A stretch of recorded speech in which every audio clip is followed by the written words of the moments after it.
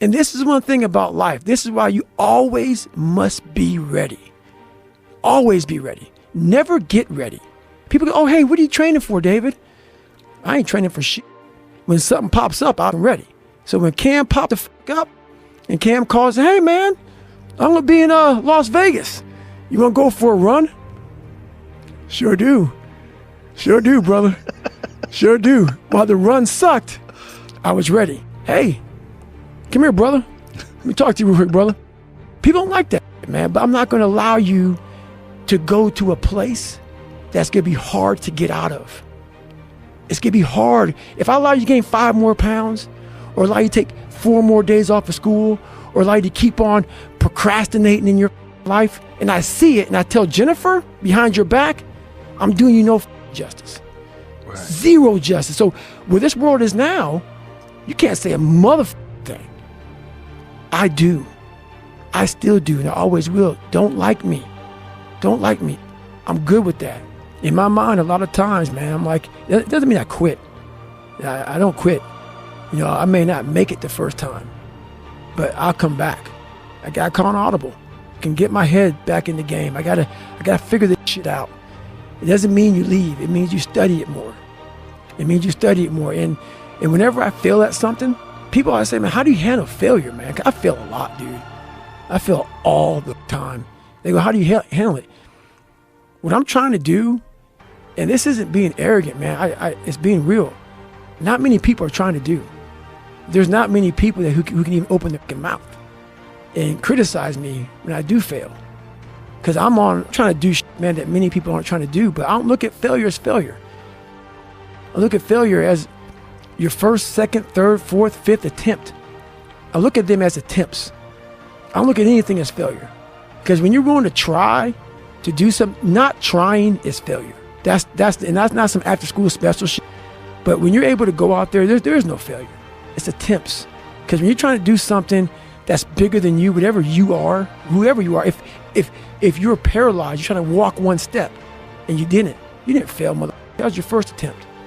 If that's your biggest thing, that's how your mindset needs to go into everything. So I don't look at it as failure is a big word that gets people down. We give so much power to words. I don't. I take the power right away. I didn't fail where it gets hard. And the harder it is, the more you start to push back. And the more you push back, and then it's not right for people to talk about. It's not right for, like, let's say you are fat. I was fat. That's why I talk about it. Go ahead and say something. I was fat too. And it was hard every day to get up. I know what it feels like when you roll your fat ass out of bed and all you want, but I can't want it more than you. And so many people just want it the easy way. I'm sorry, man. It's not. So what they start to do is they build this narrative of it's okay. When the narrative should be, you need to fucking work harder. You need to discipline your mind better. We need to help people more than just saying it's okay. It's okay that you're not willing to help yourself out. That's not okay. It's not okay. It's not acceptable. Even though it's your life, if that's acceptable, that's unacceptable. And there's a lot of people in this world, me included, that if I accepted that, I wouldn't be anywhere. So yeah, a lot of people just, they start creating a narrative about themselves that make it okay. The ultimate get out of jail free card. And now the world is set up to have so many get out of jail free cards. Everything is okay. And you can't say a motherfucking thing about it. I want you to go there with me. I'm taking you there with me. I'm a storyteller. I want to take your ass down paradise. So the house I lived in Buffalo, New York, that I got my ass beat every day, funny. We lived on Paradise Road. And it was anything but paradise. So I want you to go there with me. You want to learn from me? Let me take your ass home. Let me take you there. So that's the whole thing about it, man. We're scared to dive into our lives. What made us who we are? The beautiful people that we are. We're all jacked up in so many ways. That's the beauty of us. That's the beauty of me. I'm jacked up, but I figured out my own little process on how to get unjacked up and how to. I'm not going to get the same. I'm not going to get the same way you're going to get there. You may get there by going point A to point B. I might go point C to D to E to F, but I'm going to be there the same way you are, just a little harder. That's how I train my brain. So it's just different. I'm just a different thinker. My part-time savage was me running like 50 miles a week. What I used to do, and what I do now, is I got to a point, I'd be running, and I was like, okay, man, we could do 10 miles today. I get to 10 miles, but oh no. That fucking demon that I let out every morning that walks the streets at night, he comes and says, no, bitch, not today, man. There's somebody out there that you don't know, have never met in your entire life, that is doing 12, 13, 14. You're going to do another one. And when you meet them, you ain't gonna be ready. So, Goggins kept on running. But what motivated me, this kid came from that. I'm in the hardest training in the world, in the worst shape of my entire life.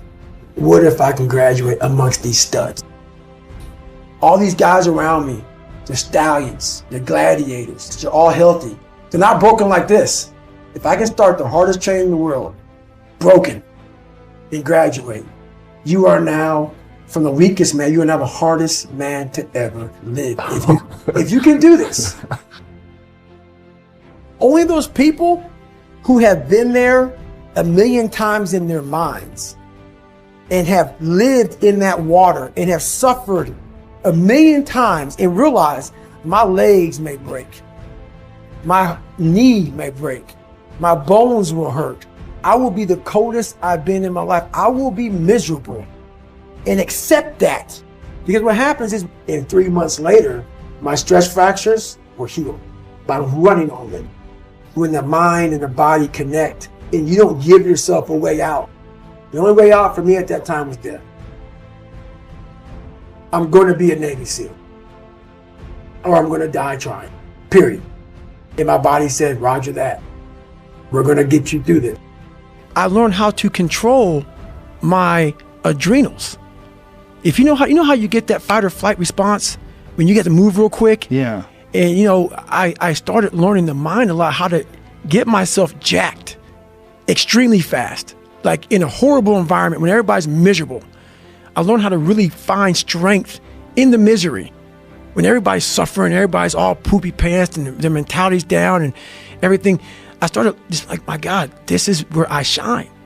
And I started using all that misery for tons and tons of drive and motivation to then lead people further. Because you can get a lot of power through misery. And once people see that, my God, Goggins is going, then everybody says, roger that. Let me get my shit and go too. I started realizing that if you can just find strength just a little bit longer, you will have a crew of people following you along the way.